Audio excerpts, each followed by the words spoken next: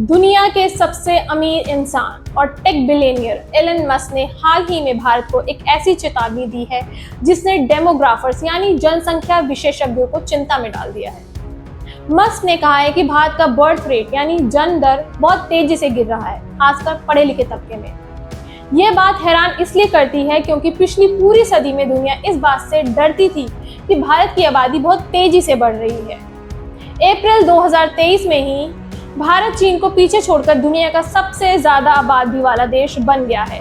लेकिन आज कहानी पूरी तरह बदल चुकी है। एक्सपर्ट्स अब ये सवाल पूछ रहे हैं कि क्या भारत एक ऐसे भविष्य की तरफ बढ़ रहा है जहां बच्चों की संख्या जरूरत से बहुत कम हो जाएगी।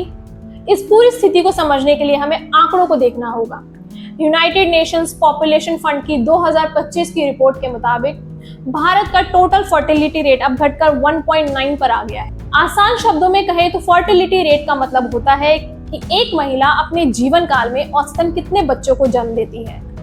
किसी भी देश की आबादी को स्थिर रखने के लिए ये रेट 2.1 होना चाहिए, जिसे रिप्लेसमेंट लेवल कहा जाता है। यानी आज भारत में रिप्लेसमेंट लेवल से कम बच्चे पैदा हो रहे हैं। सबसे चौंकाने वाली बात यह है कि एक्सपर्ट्स ने इस गिरावट का अनुमान अगले दशक के लिए लगाया था, लेकिन भारत इस मोड़ पर साल 2020 के आसपास ही पहुंच गया। अब यहाँ एक बड़ा सवाल उठता है, अगर लोग कम बच्चे पैदा कर रहे हैं तो भारत की आबादी घट क्यों नहीं रही है? भारत की जनसंख्या अभी भी बढ़ रही है और कुछ समय तक बढ़ती रहेगी। इसकी वजह है पॉपुलेशन मोमेंटम। भारत के पास इस वक्त युवाओं और किशोरों की एक बहुत बड़ी आबादी है जो आने वाले सालों में माता पिता बनेंगे। इस बड़े बेस के कारण आबादी में बढ़त दिखाई दे रही है, लेकिन डेमोग्राफर्स का कहना है कि एक बार जब ये मोमेंटम खत्म होगा तब आबादी में गिरावट असली असर दिखाने लगेगी। जापान और साउथ कोरिया इसके सबसे बड़े उदाहरण हैं, जहां एक बार बर्थ रेट गिरा तो वह गिरता ही चला गया। आखिर भारत में इस बड़े बदलाव के पीछे क्या वजहें हैं? इसके पीछे गहरे सामाजिक और आर्थिक कारण हैं। पहला कारण है शिक्षा, खास तौर पर लड़कियों की शिक्षा में सुधार।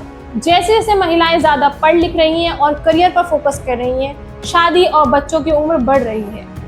दूसरा कारण है सोच में बदलाव। आज के माता पिता ज्यादा बच्चों के बजाय बेहतर परवरिश पर ध्यान दे रहे हैं। अच्छी शिक्षा, बेहतर हेल्थ केयर और अच्छी लाइफस्टाइल देने के लिए अब लोग 1 या 2 बच्चों को ही प्राथमिकता दे रहे हैं। तीसरा कारण है न्यूक्लियर फैमिली। जॉइंट फैमिलीज का चलन कम होने और शहरों में न्यूक्लियर फैमिली बढ़ने से बच्चों की देखभाल का खर्च और जिम्मेदारियां दोनों काफी बढ़ गए हैं। दिलचस्प बात यह है कि ये गिरावट पूरे भारत में एक जैसी नहीं है। भारत के कुछ हिस्से इस मामले में यूरोप के विकसित देशों जैसे हो चुके हैं। केरल, तमिलनाडु और पश्चिम बंगाल जैसे राज्यों में फर्टिलिटी रेट घटकर 1.3 के आसपास आ चुका है। वहीं देश की राजधानी नई दिल्ली में ये आंकड़ा सबसे कम यानी मात्र 1.2 है। शहरी भारत का औसत देखा जाए तो यह लगभग 1.5 है। यानी भारत के महानगरों और विकसित राज्यों में छोटे परिवार का ट्रेंड पूरी तरह से स्थापित हो चुका है।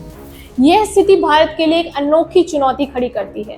जापान या यूरोप के देशों में बर्थ रेट तब गिरा जब वे आर्थिक रूप से अमीर बन चुके थे, लेकिन भारत अभी एक विकासशील अर्थव्यवस्था है और अगर ये ट्रेंड इसी तरह जारी रहा तो भविष्य में भारत के सामने डेमोग्राफिक डिविडेंड यानी युवा कार्यबल का फायदा खत्म होने लगेगा।